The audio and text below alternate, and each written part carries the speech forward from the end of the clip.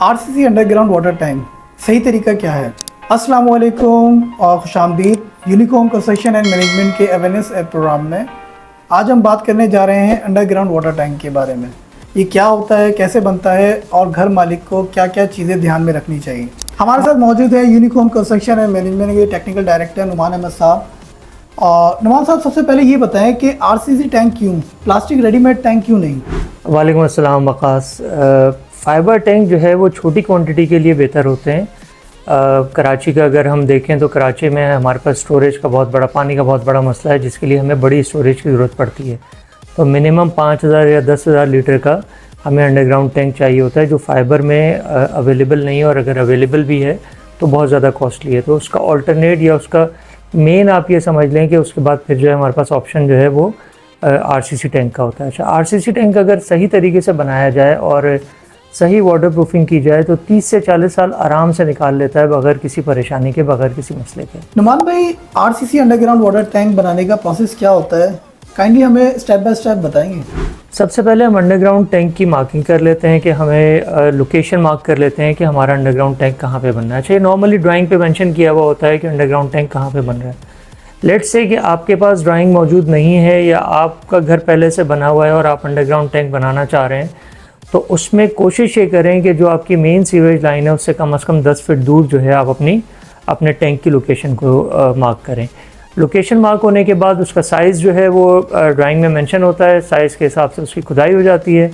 खुदाई होने के बाद जो है नीचे हम लीन कंक्रीट डालते हैं।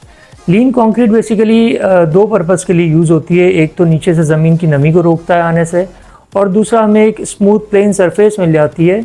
जब हम स्टील इसके ऊपर बांधते हैं तो हमें जो है वो proper cover, uniform proper cover मिल जाता है। अच्छा, लीन होने के बाद फिर हम इस पर स्टील बांधते हैं। स्टील बांधने के बाद हम इसका बेस स्लैब भरते हैं। बेस स्लैब के बाद हम वॉल्स की शटरिंग लगाते हैं, कंक्रीट पोर करते हैं, और उसके बाद हम छत की शटरिंग लगाते हैं और छत पोर करते हैं। उसमें हम मेन होल का एक जो है वो कवर का जो है वो प्रोविज़न छोड़ देते हैं, ताकि हमें कल को सफाई वगैरह करनी हो या चेक करना हो तो हमारे पास एक एंट्रेंस हो अंडरग्राउंड टैंक में जाने के लिए। अच्छा, इसमें जो इम्पोर्टेंट चीज़ है वो ये है कि अंडरग्राउंड टैंक की जो कंक्रीट हो वो थोड़ी सी रिच कंक्रीट हो। रिच कंक्रीट का मतलब ये है कि नॉर्मल कंक्रीट से थोड़ी ज़्यादा हैवी कंक्रीट हो, जिसमें हम नॉर्मली जो है वो 1:3 का रेशो इस्तेमाल करते हैं।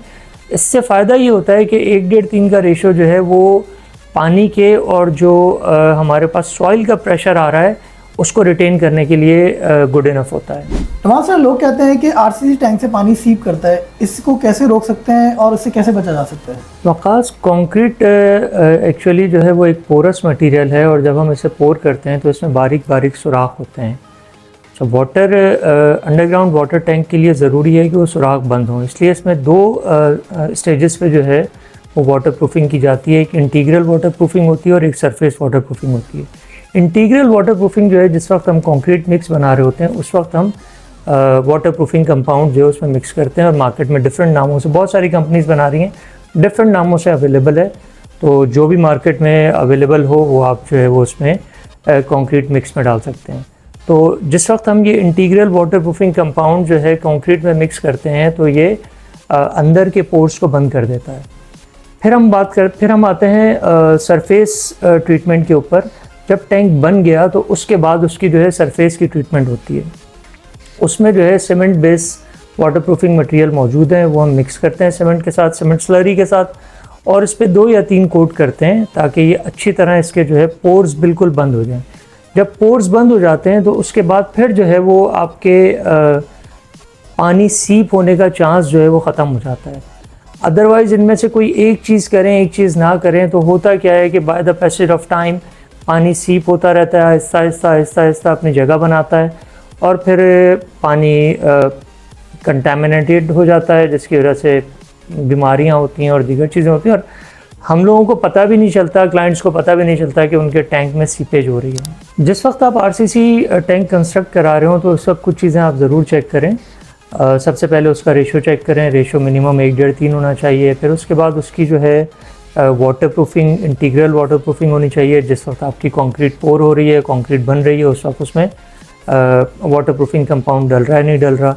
तीसरा, इसकी सरफेस ट्रीटमेंट बहुत ज़रूरी है। सरफेस ट्रीटमेंट ज़रूर चेक करें कि सरफेस ट्रीटमेंट हुई है या नहीं हुई। सीवरेज लाइन से जो है वो कम से कम 10 फीट दूर रखें टैंक को, और मेन होल जो है उसका सील होना चाहिए ताकि मट्टी और कीड़े वगैरह अंदर ना जाए।